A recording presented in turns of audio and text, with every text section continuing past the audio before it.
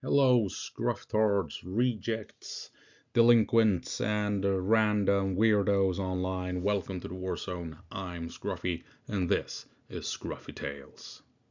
And we're gonna explore some Russian insanity, taking a look just how Russia manages to get all of their troops killed in Kursk, because they just simply drive in a straight line into enemy fire, and people, uh, well, let's say it ends up with some medical issues.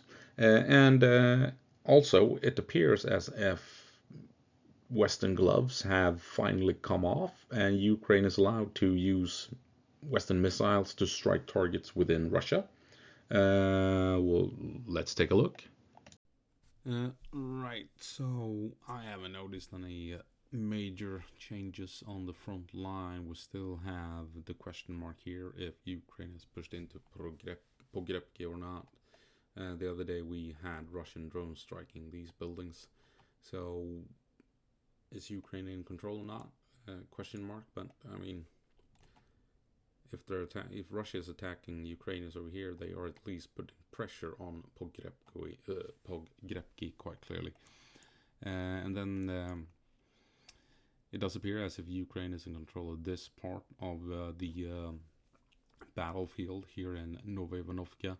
Question is, can they continue down the street and secure these buildings up to, well, this part here where you have open fields and what have you. We'll see if Ukraine has some strength in them to keep on pushing. And down here, Russia has managed to cross the Snaist River and are in Darino, trying to gain control of the entirety of this town, which puts them in a good position to eventually try and cross these wide open fields to reach Sverdlikovo and these vital bridges crossing the river Luknia. But not much on the maps in terms of updates yet. That may happen later on. But other things have happened that they're kind of interesting. If we take a look here, why is Ukraine so successful at the moment now that Russia is launching these massive attacks? And it's in part thanks to mines and minefields. Minefields appears to be the big game changer in this war, just like trenches decided the pace of battle in World War One. Minefields are deciding the pace of battle here in this war between Russia and Ukraine.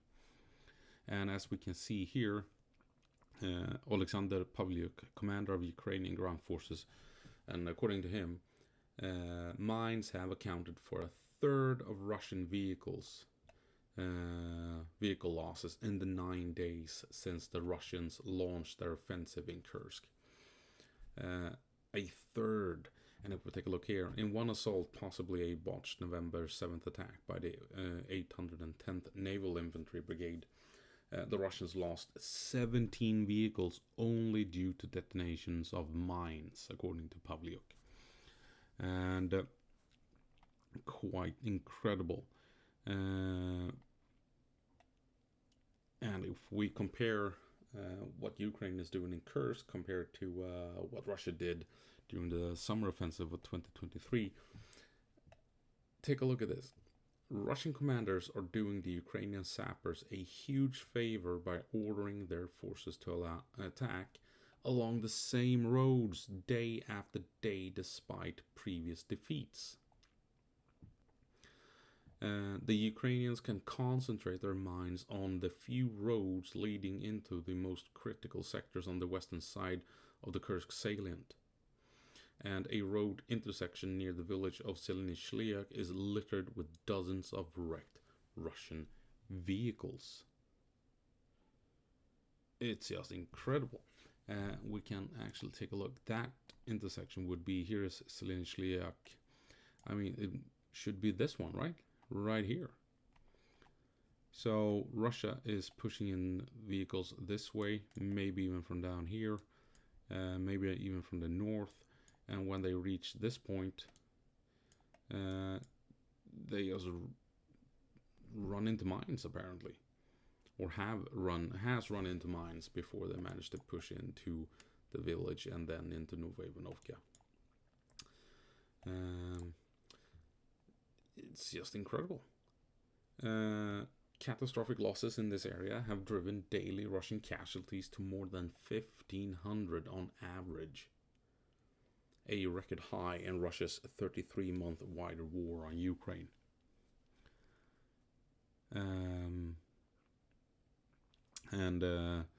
Despite the recent arrival of thousands of North Korean troops, key Russian regiments in Kursk have been so badly hollowed out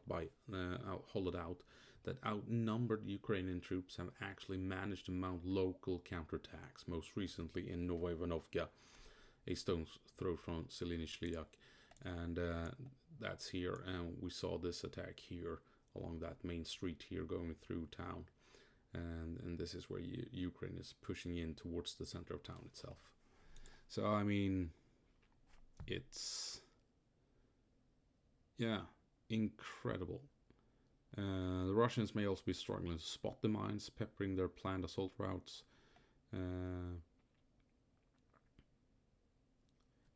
But there's another more ominous explanation from recent heavy losses to Ukrainian mines. Russian scouts are locating the mines, but their commanders are failing to relay accurate intelligence to assault groups. That is insane if that is true. That's reportedly what happened to those ill-fated Marines from the 810th Naval Infantry Brigade that led up to their disastrous attack near Seliny-Shliak. False information had previously been reported that the road had come under our control, claimed Romanov, a popular Russian blogger.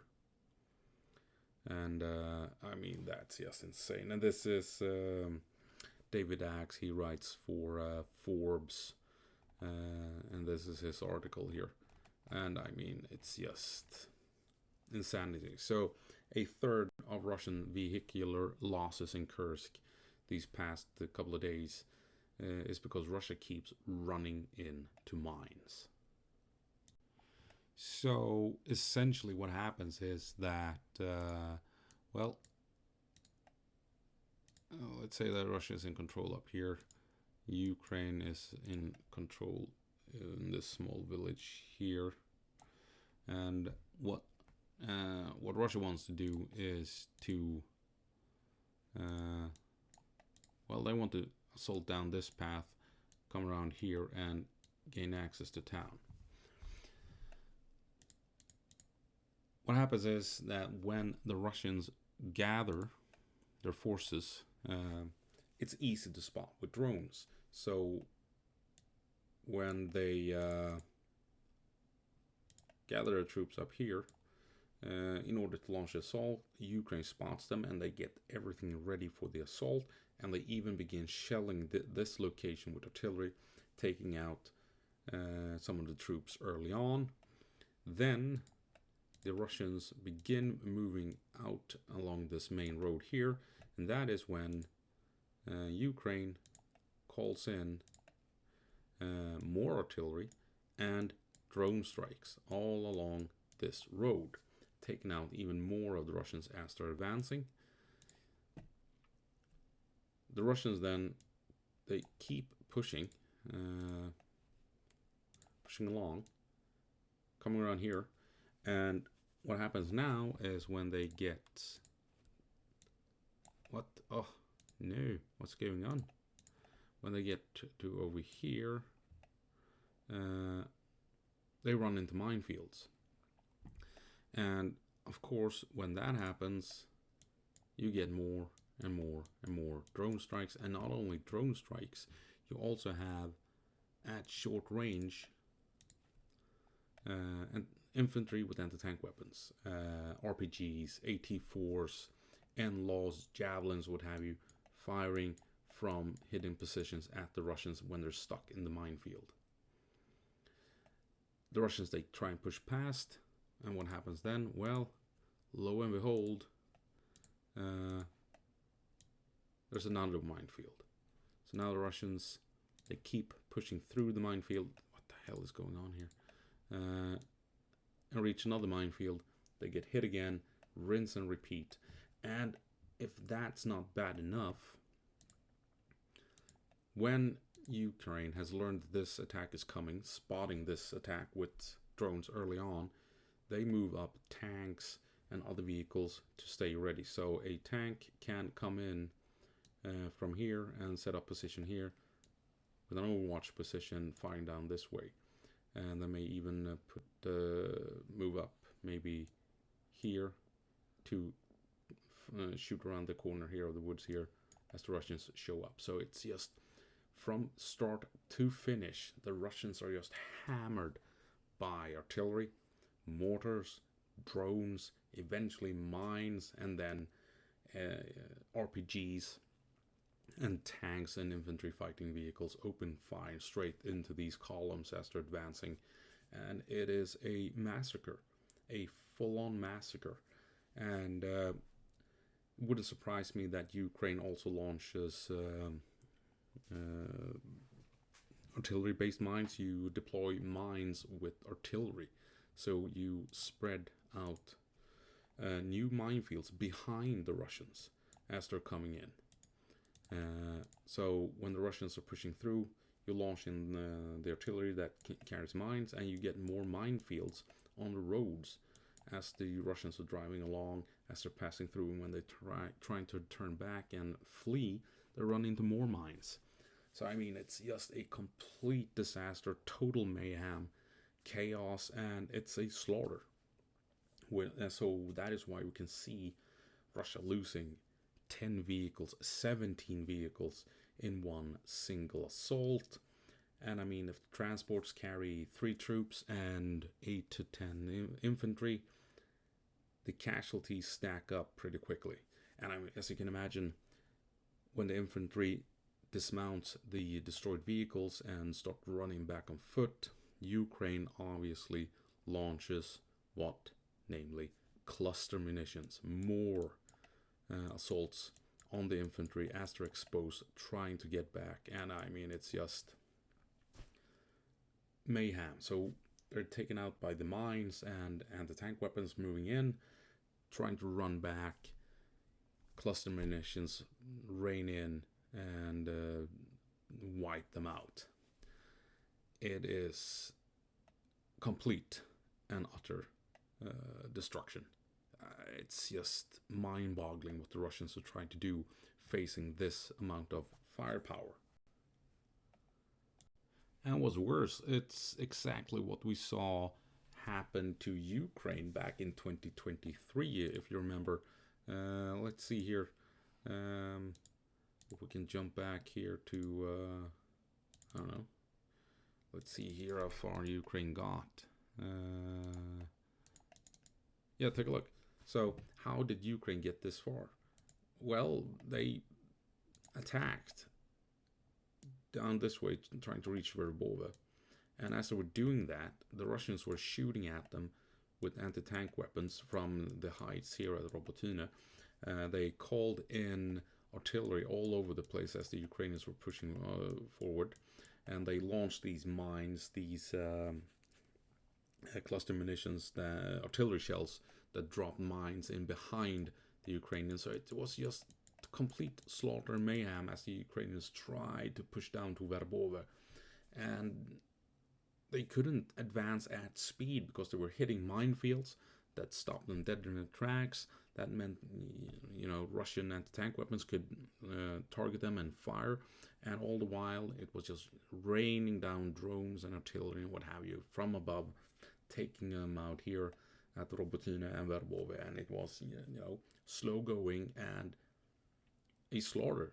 Ukraine lost so incredibly many units, troops, and vehicles trying to reach Verbova. It was insane. And Russia knows this.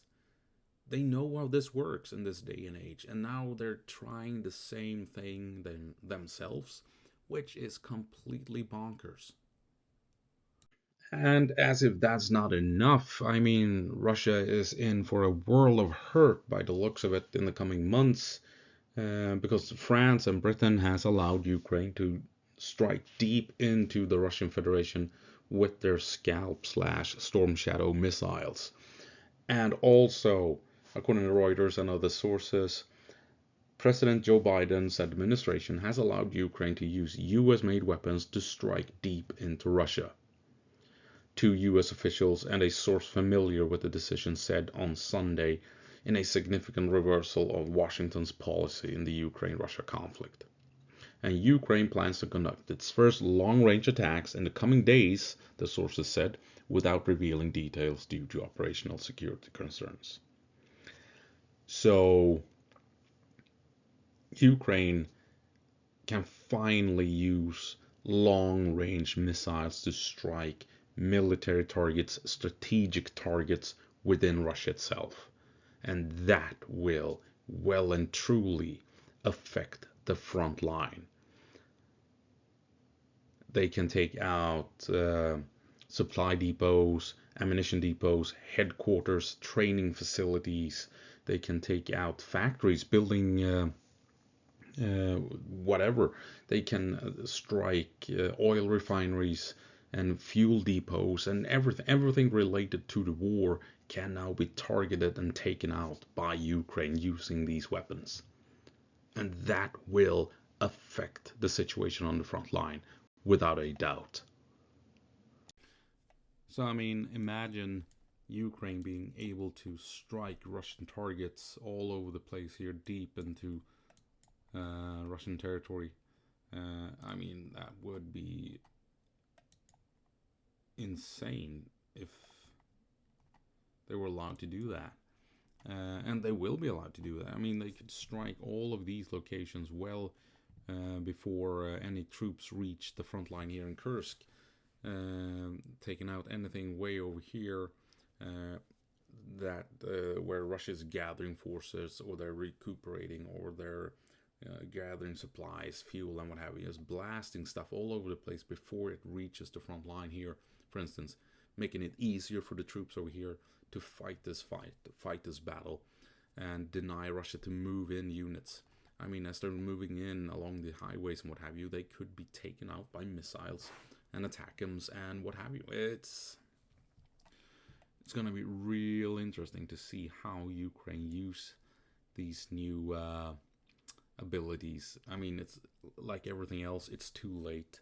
They should have been given the chance to do this from the beginning. The weapons were designed to strike deep into enemy territory, and when they were not allowed, Ukraine was not allowed to do that. The weapons were kind of like hamstrung a bit, but now they can finally use them as they were intended and strike targets before the front line is affected by those reinforcements, by those supplies.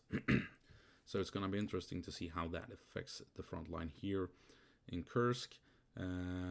And it's going to be interesting to see if Trump allows it to continue. Probably not, but you never know. He might surprise us. But Ukraine has 2 months to make the best of it. And I'm thinking there's going to be a whole lot of explosions in the area here surrounding Kursk for the next 30 to 60 days. So yeah, Russian insanity, going in a straight line straight into enemy fire, exposing the troops to everything in the Ukrainian arsenal. And Ukraine has a lot in their arsenal provided by the West, and using old Russian Soviet equipment on top of that. I mean, the Russians, they stand no chance. And yes, they are, making gains here and there. It has to be said, but still, at what cost? At what cost? It's just insane. And I mean, now that Ukraine appears to be able to freely utilize Western missiles on targets within Russia, I mean, those casualty figures won't go down. Or maybe they will if Russia runs out of fuel, so they can't attack with their vehicles.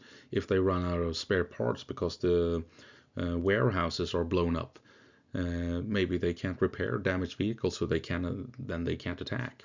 If the logistics breaks down, they can't feed and provide medical assistance to frontline troops, so then they can't attack because of those reasons, people get sick, they're hungry, the starvation, and so on. So maybe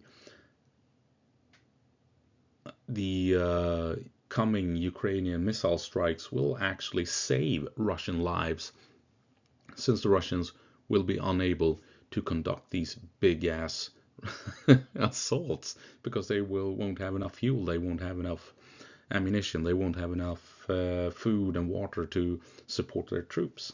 Who knows? Anyway, that's gonna have to be it. As always, gå på marsch, Ukraine, and give them hell.